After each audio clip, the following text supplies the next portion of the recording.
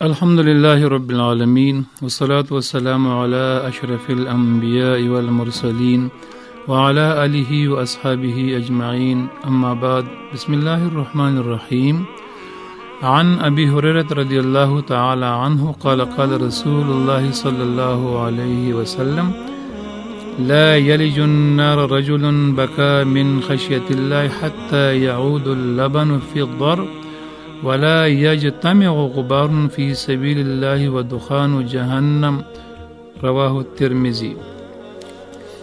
حضرت ابو ہریرہ رضی اللہ تعالی عنہ سے روایت ہے کہ رسول اللہ صلی اللہ علیہ وسلم نے ارشاد فرمایا، جو شخص اللہ تعالیٰ کی خشیت سے اپنے گناہوں کو یاد کر کے رویا وہ جہنم میں نہیں جائے گا یہاں تک کہ تھنوں سے نکلا ہوا دودھ تھنوں میں چلا جائے۔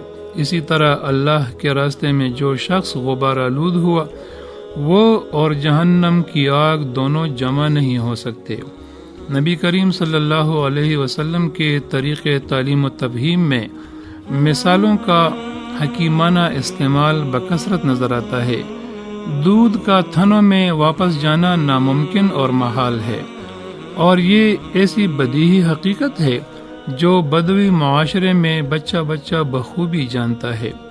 اس لیے آپ صلی اللہ علیہ وسلم نے اس خوبصورت مثال کے ذریعے یہ تعلیم دی کہ اللہ تعالیٰ کی خشیت سے رونا انسان کو جہنم سے نجات دینے کا مؤثر ترین ذریعہ اور سبب ہے۔ اس حدیث مبارکہ میں 3 باتوں کا ذکر ہے۔ 1، حضور صلی اللہ علیہ وسلم کا طریق تعلیم بماع امثلہ۔ 2، خشیت الہی اور اپنے گناہوں کو یاد کر کے رونا۔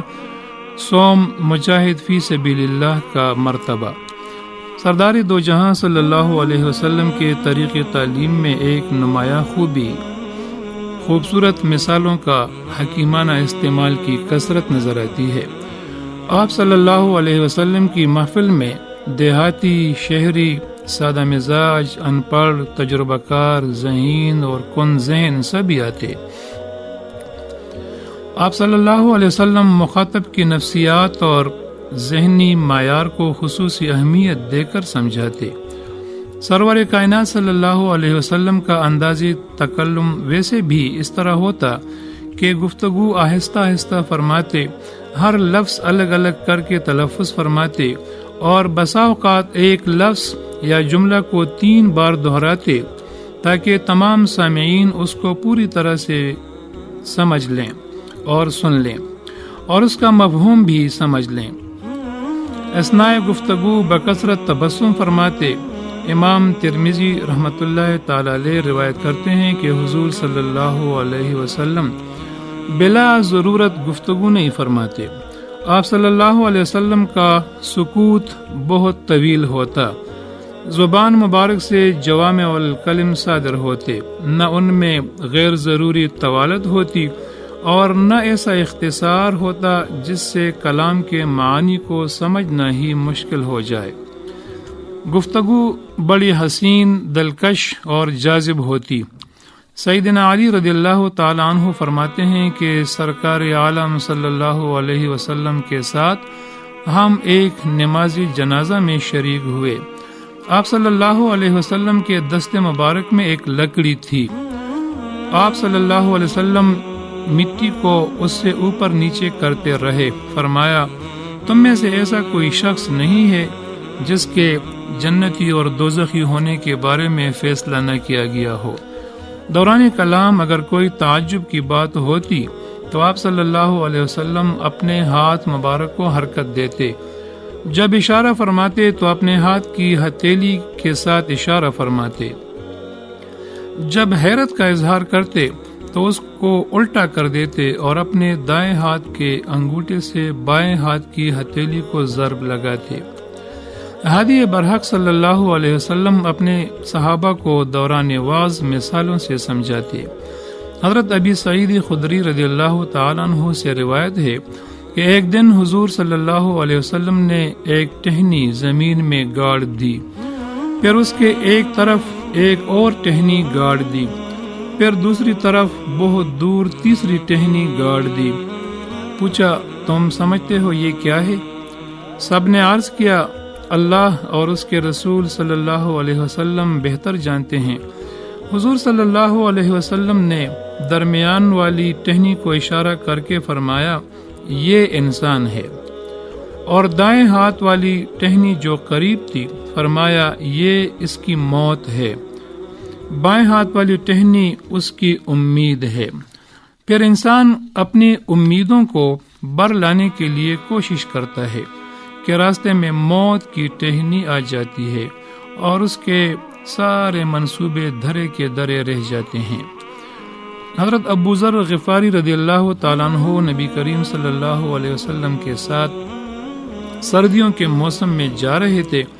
خزاں کا موسم تھا، درختوں کے زرد پتے نیچے گر رہے تھے۔ فرمایا اے ابو ذر، بندہ مومن جب محض اللہ تعالیٰ کی رضامندی کے لیے نماز ادا کرتا ہے تو اس کے گناہ اس خزاں رسیدہ درخت کے پتوں کی طرح جھڑ جاتے ہیں۔ خطبہ میں گزری حدیث مبارکہ میں یہ مثال دیہاتی لوگوں کو سمجھانے کے لیے بہت مفید اور کافی ہے کہ جس طرح تنوں سے نکلا ہوا دودھ واپس تنوں میں نہیں جا سکتا، اس طرح ممکن نہیں کہ خوف خدا رکھنے والا اور اپنے گناہوں پہ رونے والا دوزخ میں جائے۔ بظاہر یہ بہت سادہ مگر انتہائی بلیغ مثال ہے۔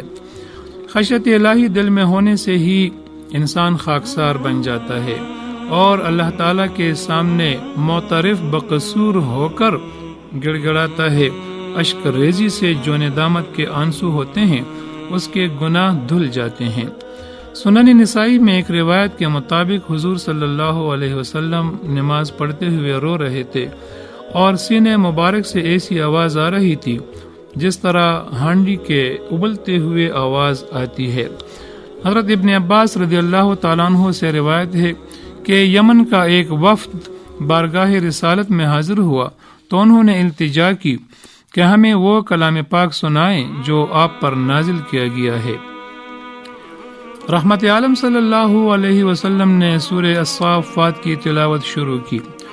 جب اس آیت پر پہنچے فَأَتْبَعَهُ شِهَابٌ ثَاقِبٌ تو انہوں نے دیکھا کہ حضور صلی اللہ علیہ وسلم کے آنسو ریش مبارک پر تیزی سے گر رہے ہیں۔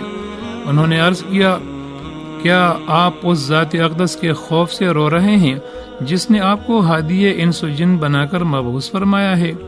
حضور صلی اللہ علیہ وسلم نے فرمایا ہاں بے شک، اور وجہ بیان کی۔ حضرت ابن عباس رضی اللہ تعالیٰ عنہ فرماتے ہیں کہ حضرت ابو بکر صدیق رضی اللہ تعالیٰ عنہ نے حضور اقدس صلی اللہ علیہ وسلم سے عرض کیا یا رسول اللہ، میں دیکھ رہا ہوں کہ آپ بوڑھے ہو چکے ہیں، کمزوری کے آثار آنے لگے ہیں۔ فرمایا مجھے سورہ ہود، سورہ واقعہ، مرسلات وغیرہ نے بوڑھا کر دیا۔